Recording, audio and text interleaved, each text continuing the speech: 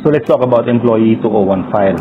So the HR department maintains a vital document for every employee, and that is called 201 file. So this file serves as a comprehensive record of employees' journey within the company. It typically contains documents like appointment papers, personal data sheets, educational credentials, performance evaluations, leave records, and disciplinary actions if there's any. So the 201 file is important for both employees and the company. For employees, it serves as a proof of employment, essential for applying loans, visas, or future jobs. It also helps you track your performance history and salary adjustments. For employers, it provides a centralized record for employee data, facilitating payroll, benefits administration, and performance management. Not to mention, it also acts as a legal documentation in case of conflicts.